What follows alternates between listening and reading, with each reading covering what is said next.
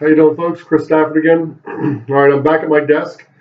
I just got done taking the 4 pieces of tape and running them underneath of the my kitchen sink. I'm sorry I can't film it, but it's kind of hard to maneuver the camera at the same time trying to watch them. I've also taken the effort to make sure I took enough pictures of the 4 pieces of tape before I wet them down and after I wet them down. And I actually got to say, I'm impressed after you actually wash the powder off a little bit more, just how clear some of them come out to be. I'm going to flip the camera around and show you after I describe these a little bit. The regular duct tape on the sticky side, it's still kind of hard to see the imprints. Maybe it's because the glue is very heavy on duct tape. That's one of the reasons why people love duct tape.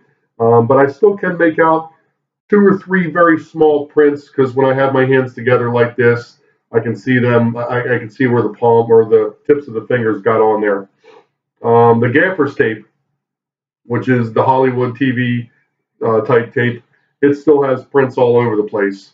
So I can easily catch a criminal, using that. The masking tape, I only see 2 decent prints. The rest didn't come out too well, and obviously because it is masking tape, whereas the masking tape is very brittle comparatively to the gaffer's tape and the duct tape. Obviously, those things are meant to be able to hand rain and or water and stuff like this. So the masking tape started to shrivel up a little bit.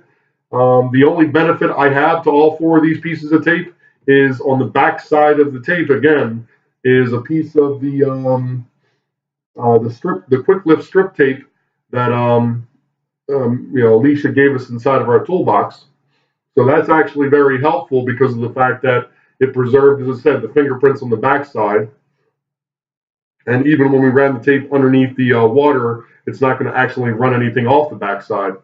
And the last thing, believe it or not, I wasn't impressed initially with the sticky powder, or the sticky side powder rather, on the blue painter's tape initially.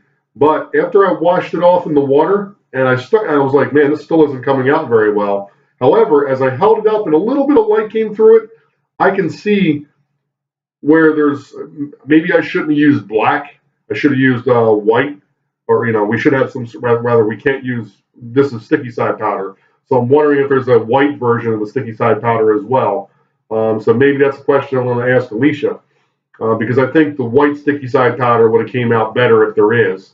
I can, though, however, because it is sticky side, when I held it a little bit up to the light, I can see the visual fingerprints with the ridges and furrows and everything like that even on the painter's tape, rather.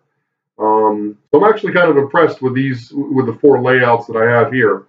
And then, of course, after I let them air dry a little bit, I lifted them up and I took some pictures of both the front and back side.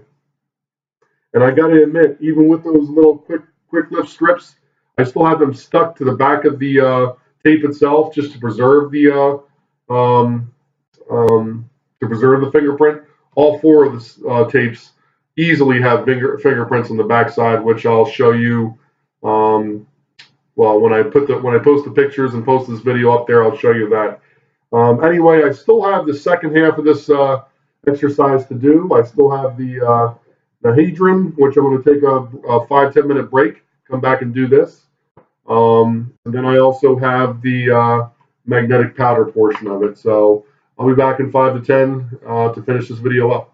Thank you.